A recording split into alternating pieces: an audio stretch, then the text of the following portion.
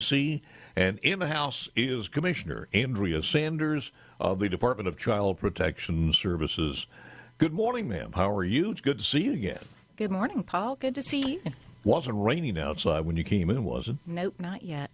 That may change by the time you leave, though. So. I felt like I walked through a curtain of water, but it was not raining. By the way, you've been in this position now for, what was it, a year and a half, 2 years? How long has this been? Well, who's counting, Paul, but about 17 and a half months. Oh, that's it. Okay, so you are a veteran now, but there are so many things that I want to go over with this. And first of all, I was reading some information you described child welfare works as a complicated mixture of human behavior, sometimes at its worst, child development, mental health, extension work within the court system.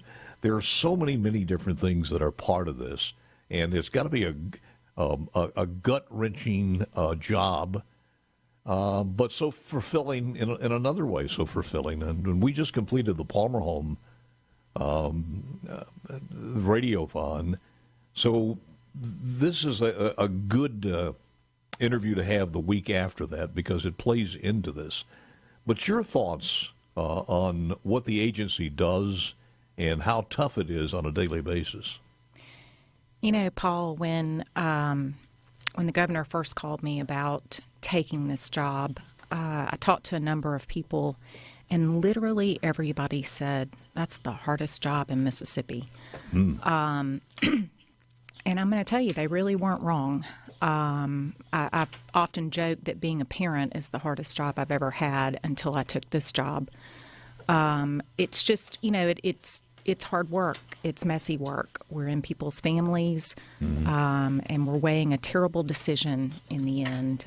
Do you take a child out of their home and cause the trauma that isn't absolutely going to cause, or do you leave the child there and run the risk of them being hurt? So it's tough work, and my people on the front lines that do this every day they really inspire me. They're the ones who do the hard work. Yeah, I don't see how they do it because, and that's a lengthy process. It's not done haphazardly, and we don't have a lot of time in this segment, but I do want to cover this one. But how do you go about that? What are the steps before that child is actually taken? There are a lot of things that have to happen, a lot of decisions that have to be made. Well, Paul, in Mississippi, that decision is actually made by the court, and in partnership with the agency. The agency really serves as a witness. We go out as basically the first responder when a call comes in, and that might be in the middle of the night. That might be in the middle of a domestic violence situation. It may or may not be with law enforcement accompaniment. So my workers are going out into, often very frightening situations, and they do an investigation under difficult circumstances. Parents are not generally in a good mood to share information in these circumstances. They will, if they think that it is an emergency and that it would be unsafe to leave the child there, then they're going to call the youth court in the middle of the night, and youth court will make a decision. The judge, the sitting court, will make a decision about whether to remove the child on an emergency basis. Then there's several hearings that have to occur. As you can imagine, you've got to give due process. We're taking someone's child out of their home, so there have to be safeguards that we're doing the right thing. Do you have any idea where you put those kids on the spur of the moment? Where do they go? Best case scenario is if we can locate a family member or someone known to that child in their community, might be a Sunday school teacher or a coach, and that evidence says that that's best practice in this business right now. Yeah. And so we're working to really be more intentional about how we do that. If not, we do keep a number of licensed foster homes across the state. It's really been kind of amazing to see how people in Mississippi step up to do what I think is another really difficult job But so we generally try to put the children, we like to keep siblings together if at all possible. And we'd prefer to keep them in their community again, but, possibly with a family that they don't know. Commissioner Andrea Sanders, and we don't have a lot of time left in this segment. It gives me a chance to read the story because these stories are happening every day. This is a fresh one, Dateline Tupelo. Parents of a young boy who wandered away from his home just east of Verona. Well, last week on Thursday, they've been charged with felony child neglect and possession of methamphetamines. Robert Holcomb Jr., 5 years old, had no supervision, wandered away from home with a couple of dogs tagging along. The Lee County Sheriff Jim Johnson told the press after questioning the parents, the mom and dad said that they saw the child was up at 8 o'clock in the morning, then they went back to bed. And there was another male adult in the house. He happened to look out the window about 10:30 in the morning. He saw the child in the backyard playing with dogs. Apparently, he went back to bed. So this kid from maybe sometimes after or dawn was unsupervised till 10:30 or 11:30. When the parents finally got up at 11:30 in the morning, they couldn't find him. Johnson said the investigation has uncovered evidence that it was not uncommon for the child to be left unattended. He said the child had been seen wandering around by himself even in the early hours of the morning. And there was a massive search that began last week in Verona, in and around. Multiple jurisdictions responded to help.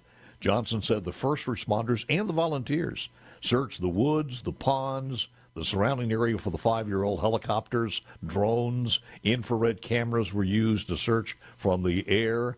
Then about 10 o'clock that night, 12 hours later, call came in, 911, said they saw a small child with a dog or dogs in the Green Street exit off Highway 45. That was 3 miles from the house. Search team immediately turned their attention to focus there. Sheriff Johnson said he was tired. The 5-year-old was found lying in a ditch.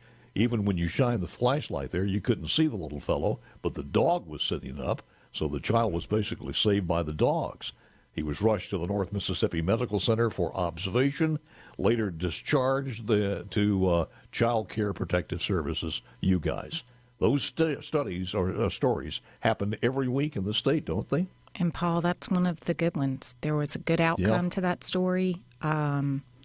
Yes, this is the work that we do. It's, it's what I signed up for when I took this job. And so there's a reason people told me this was going to be a tough job. But, yeah, that right now, I've said over and over, I said to the legislature last year, and they really responded and were very supportive, but we will have to really invest in mental health and health in Mississippi.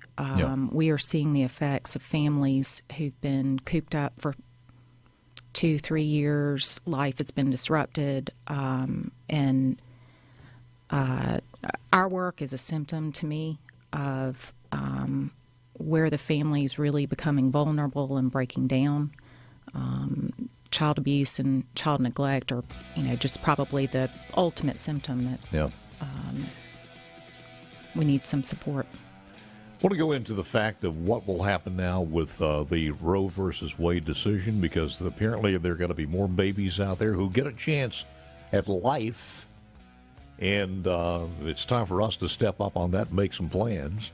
And some statistics out there show some things that are happening already because of Roe versus Wade. We'll talk about that. Andrea Sanders, Commissioner Sanders of the Child Protection Services. All right, let's get back here live from the Trustmark Studios. Trustmark's retirement planning will fit your plans to a T. People you trust, advice that works. Member FDIC. Back with the Commissioner of Department of Child Protection Services, Commissioner Andrea Sanders. You are a lawyer. You have a law degree. So when you look at what we need to do to fix the foster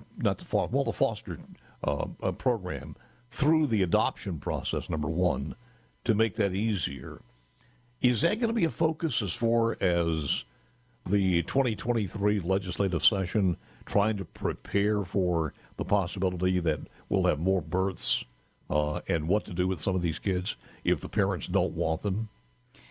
Paul, fortunately, throughout this last year and a half, we've been working on what I call clearing a path for children to move to permanency faster. I realized when we got into the agency that there was a group of kids that stayed too long in custody, and we started looking at data and getting a better handle on where those kids were hung up. And since then, I've met with the governor's office, with the Chief Justice Randolph, and he and I have done joint trainings with the judiciary and my staff.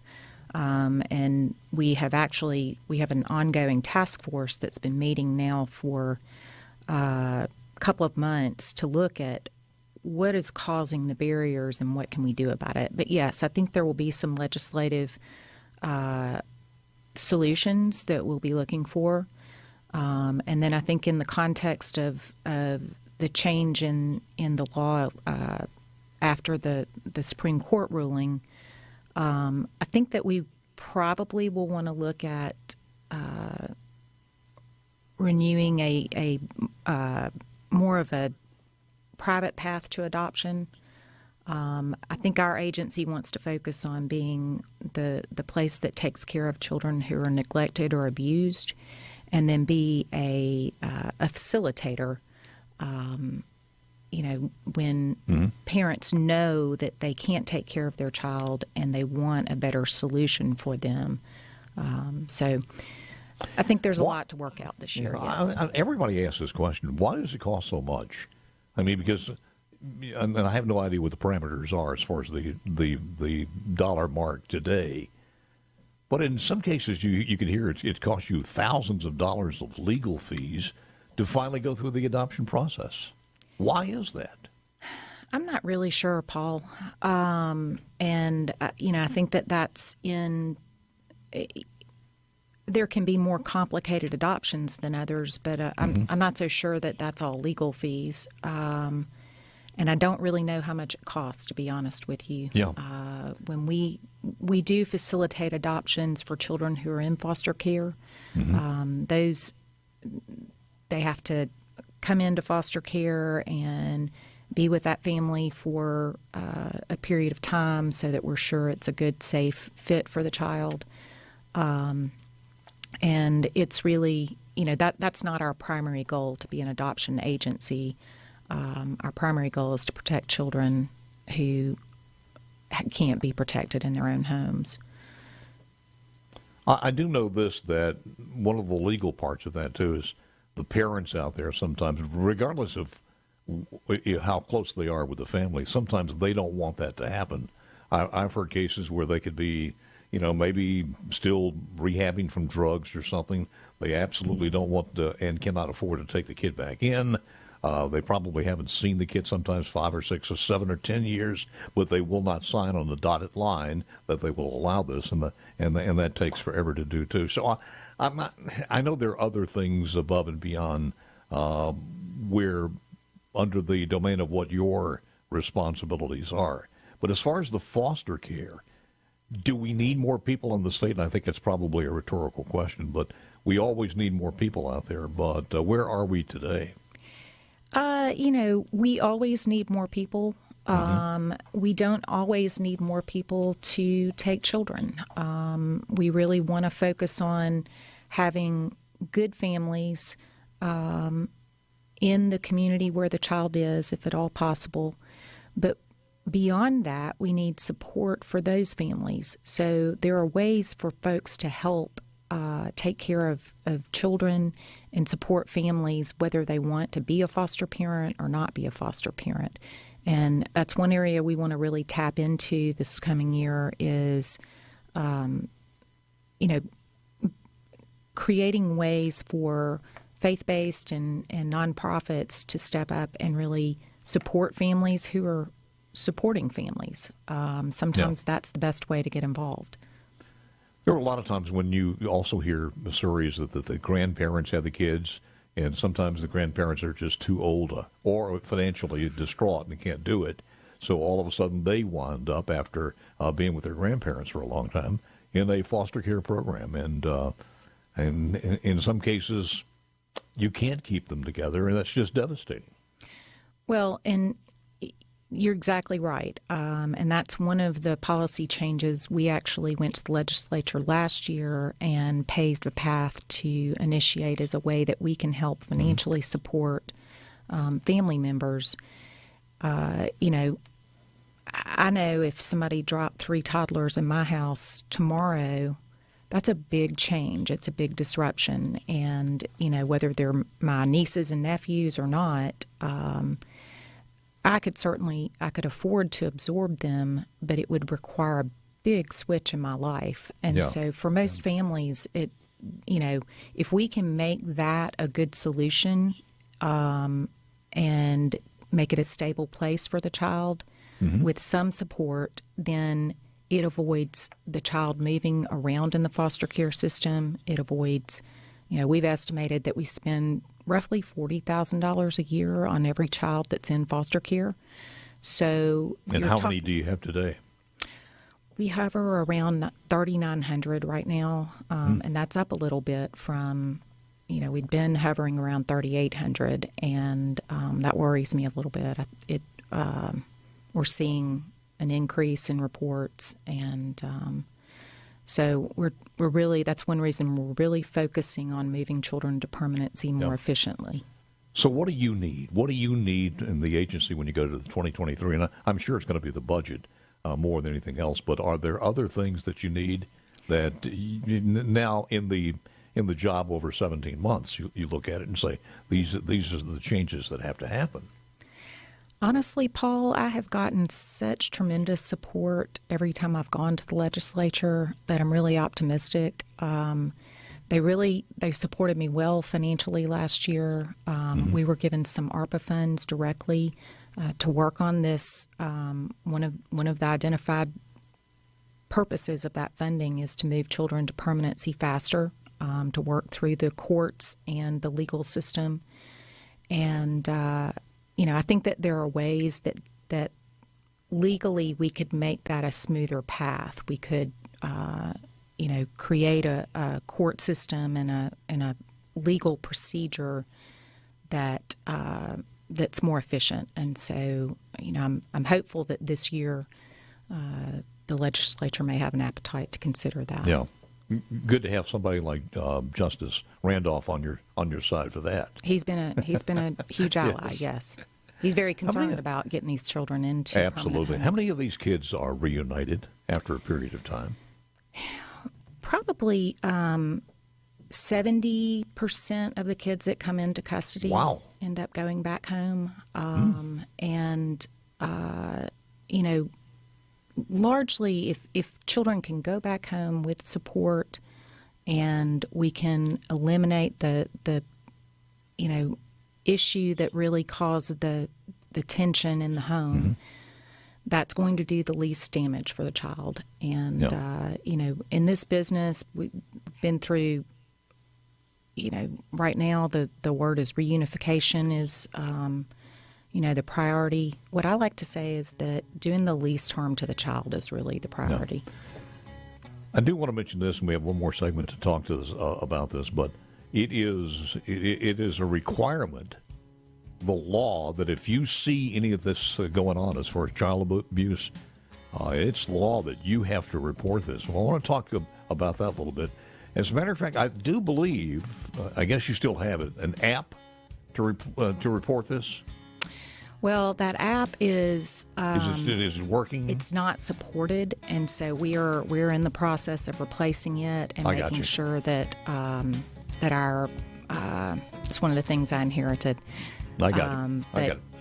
We're working on a replacement. We'll just say coming soon. Yes. All right. We'll give you the number. Final segment with Commissioner Andrea Sanders next. To hold this job, Commissioner Andrea Sanders, well placed.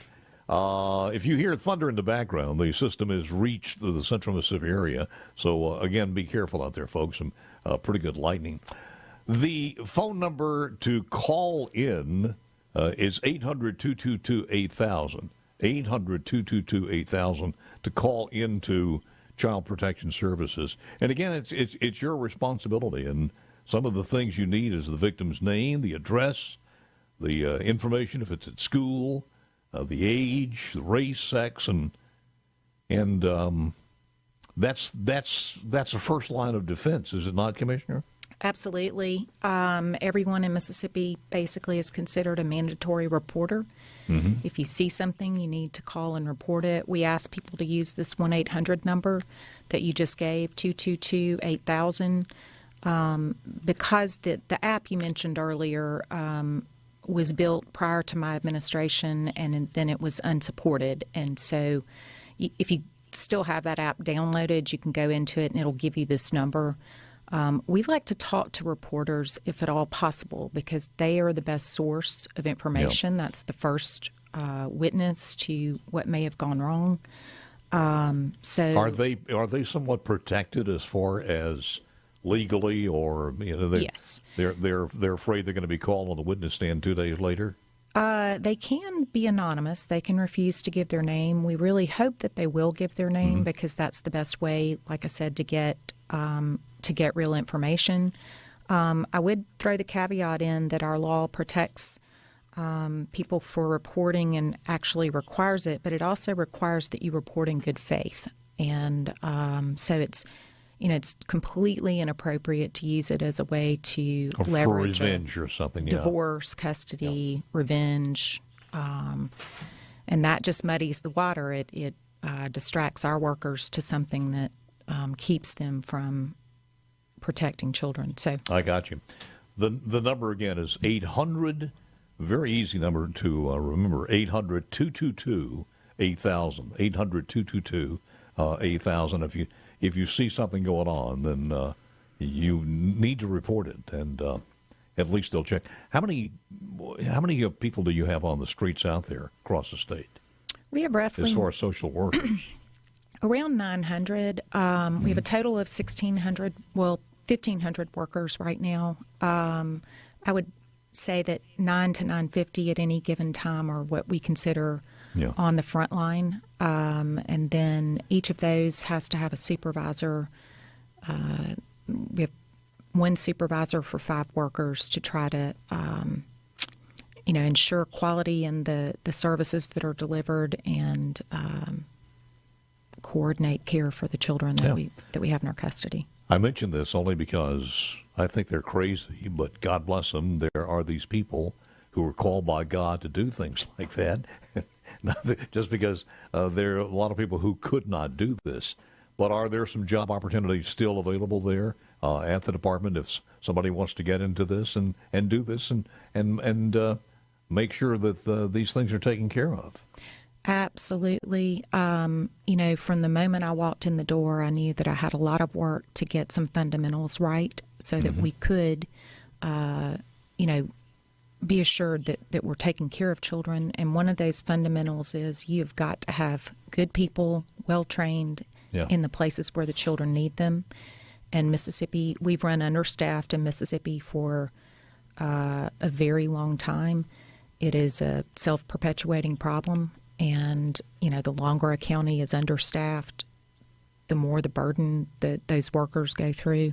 Mm-hmm. So we have really focused this last year on recruiting intentionally and also recruiting, I want the best of the best people out there. I don't want folks who are just looking for a job. I understand. And it's kind of amazing how people come out of the woodwork. There are people who are drawn to this work, and it is their mission, it's their calling, and they're very committed to it. So that's something that's really been, surprising a little bit and helpful during this big, most people are having a lot of trouble recruiting workers, and we're not finding that that's the big issue. We've had to work out logistics of getting people on board faster.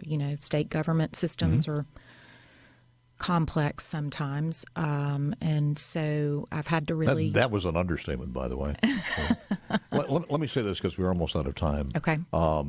Make your pitch if you want to get some more people in there. Exactly, salary or whatever it is. We've got a few seconds here. If you want to do meaningful work, come work with us. We've gotten salaries up to.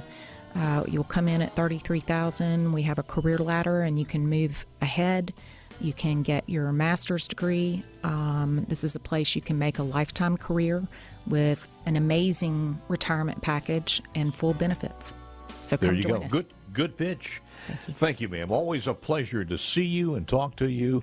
If you want more information, just go to the website.